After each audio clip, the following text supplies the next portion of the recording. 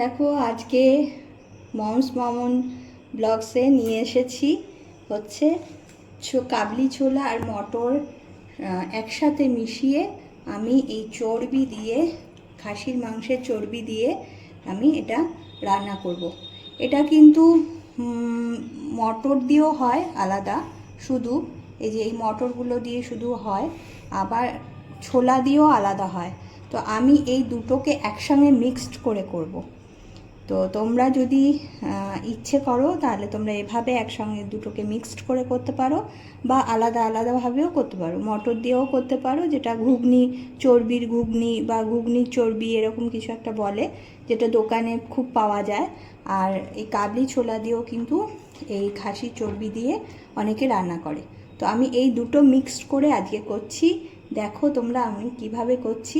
আর তোমরা যদি ইচ্ছে করো এই দুটো মিক্সড করে করবে বা আলাদা আলাদাভাবে করবে। তো এই হচ্ছে ঘুগনি আর মটরটা আমি দুপুরবেলা ভিজিয়ে রেখেছিলাম। তো এরকম ভিজিয়ে এরকম ফুলে গেছে। এবার আমি প্রেশার কুকারে দেবো এটাকে সেদ্ধ বসাতে।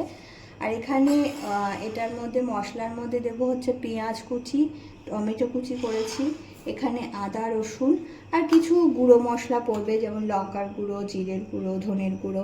তো ধনের গুঁড়োটা আমি দেবো না, আমাদের ঘরে অনেকটা খেতে চায় না, তাই আমি জিরের গুঁড়ো, লঙ্কার গুঁড়ো, হলুদ গুঁড়ো আর লবণ, মিষ্টি এইগুলো এই মশলার মধ্যে দেবো, আর কিছুই না। তো এই দেখো তোমরা আস্তে আস্তে দেখতে থাকো আমি কিভাবে ঘুগনিটা করি। তো আমি মটর আর ছোলাটাকে ভালো করে ধুয়ে তারপরে আমি ভিজিয়ে রেখেছিলাম। এবার আমি প্রেশার কুকারে দিয়ে দিচ্ছি এগুলোকে।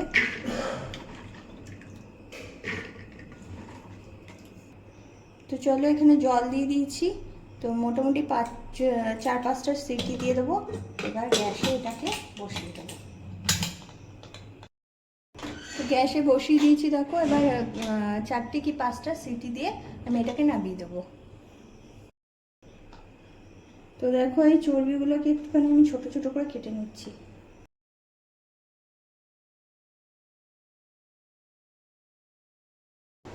তো এই দেখো এই মটরগুলো পুরো সেদ্ধ হয়ে গেছে, ছোলাও সেদ্ধ হয়ে গেছে, মটরও সেদ্ধ হয়ে গেছে। খুব গরম, আমি পাচ্ছি না ধরতে।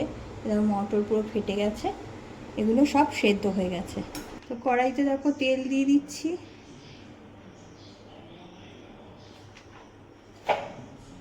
তেলটা গরম হোক।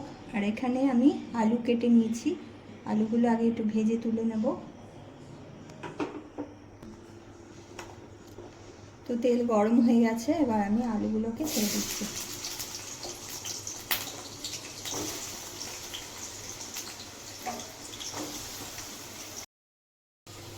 আলুগুলো ভাজা হয়ে গেছে, আলুগুলো তুলে নিচ্ছি।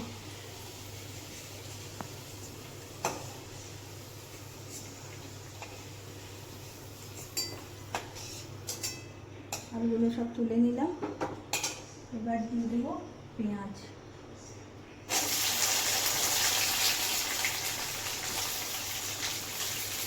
পেঁয়াজটা হালকা ভেজে তারপর টমেটো দেবো।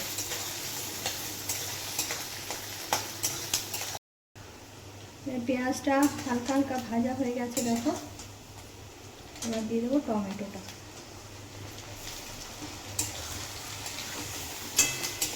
এখানে 1.5খানা টমেটো আছে, তোমরা যদি চাও তাহলে একটু দিয়ে দিতে পারো।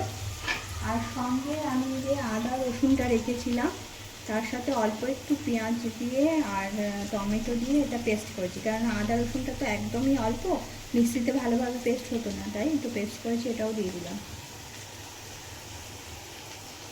দিয়ে এবার ভালো করে এটাকে কষাবো, তারপরে গুঁড়ো মশলাগুলো দেবো। তো দেখো এটা অনেকটা কষে এসছে। তো এবার আমি গুঁড়ো মশলাগুলো দিয়ে দেবো। এই যে এখানে জিরে গুঁড়ো, লঙ্কা গুঁড়ো, হলুদ, লবণ, গুঁড়ো মশলার মধ্যে এই দেবো, আর কিছু দেবো না। জিরে গুঁড়ো দিয়ে দিলাম প্রথমে, তারপরে লঙ্কা, যে যেরকম ঝাল খাও সে বুঝে দেবে। হলুদ দিয়ে দিলাম, তারপরে দেবো লবণ।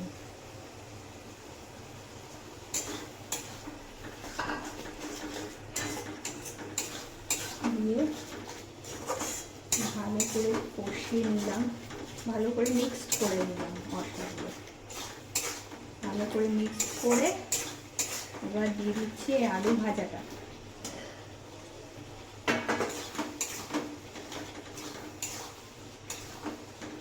আলু ভাজাটা 2 মিনিট দিয়ে কষিয়ে তারপরে মটরগুলো দিয়ে দেবো। তো দেখো হালকা তেল ছেড়ে গেছে, এই যে তেল ছাড়ছে দেখো হালকা হালকা। এবার মটরগুলো দিয়ে আর একটু ভালো করে কষাবো। মটরগুলো দিয়ে দেবো।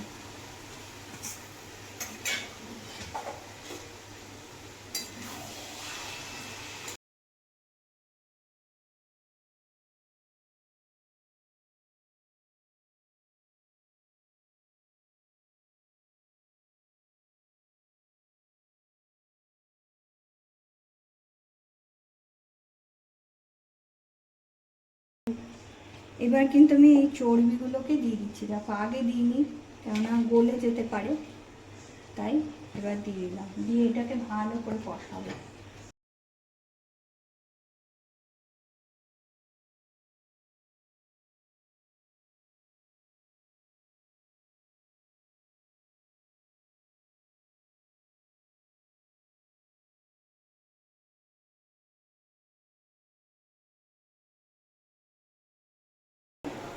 চলো দেখো কষানো হয়ে গেছে পুরো। এই যে চর্বি, এই যে চর্বি কষানো হয়ে গেছে। এবার আমি জল দিয়ে দেবো।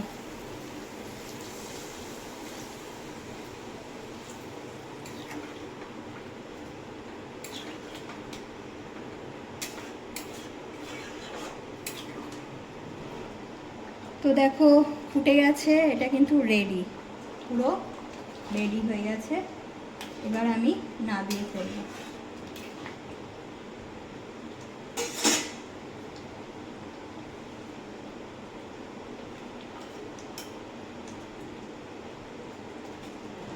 তো এই দেখো মাটন ঘুগনিটা আমার কিন্তু মাটনের চর্বির ঘুগনি, মাটন না, মাটনের চর্বির ঘুগনিটা আমার রেডি হয়ে গেছে। আর আমি বাটিতে সার্ভও করে দিয়েছি। আর উপরে দেখো গার্নিশিংয়ের জন্য এখানে আদা কুচিয়ে দিয়েছি। তো এই হচ্ছে মাটন ঘুগনি, মাটন চর্বি ঘুগনি। তো আমি তোমরা যদি চাও তাহলে পরে একটু চানা মশলাও দিতে পারো। আমি কিন্তু সিম্পল বানিয়েছি, আমার মতন করে বানিয়েছি। তা তোমাদের যদি ভালো লেগে থাকে তাহলে পরে অবশ্যই কমেন্ট করে জানিও। আমি এভাবেই তৈরি করি চর্বি দিয়ে ঘুগনি। তোমাদেরকে কিন্তু আমি হাতে বেলা রুটিটাও দেখিয়ে দিচ্ছি, যেটা ঘুগনির সাথে খাওয়া হবে।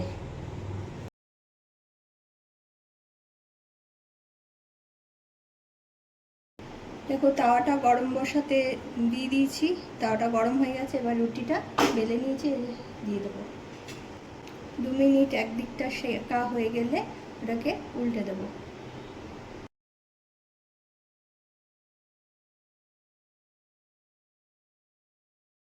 তো দেখো ওপরগুলো সাদা সাদা হয়ে গেছে, বুঝতেই পারছো সেকা হয়ে এসেছে।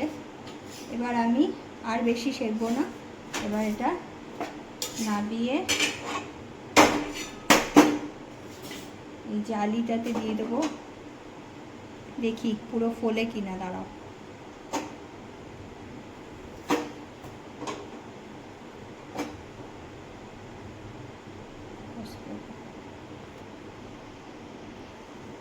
বাহ সুন্দর, দেখো ফুলেছে, এই দেখো সুন্দর ফুলে গেছে। আর আরেকটা দেখি এটাও ফোলে কিনা। সেকা ভালো হলে কিন্তু রুটি খুব সুন্দর ফোলে। আর আটাটাও খুব ভালোভাবে মাখতে হবে, তবে কিন্তু রুটি ভালো ফুলবে। বাহ, দুটো রুটি করলাম, দুটো রুটি বেশ সুন্দর ফুলেছে দেখো। তো চলো তোমাদেরকে এবার একটু ঘুগনি দিয়ে রুটি খেয়ে বলি কেমন হয়েছে। এই হচ্ছে রুটি, আর এই দেখো ঘুগনিটা নিয়ে আমি বসে গেলাম। এখানে 1 পিস চর্বি নিয়েছি, একটা আলু নিই। এবার তোমাদের খেয়ে বলি কেমন হয়েছে। এরকম করে ছিঁড়ে রুটিটা এই মাখিয়ে টপ করে মুখে পুরে দাও।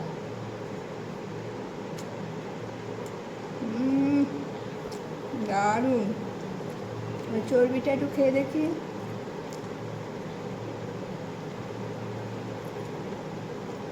দারুণ।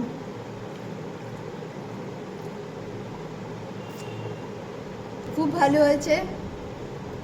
আমি খেয়ে বললাম, নিজের রান্নাই বললাম খুব ভালো হয়েছে।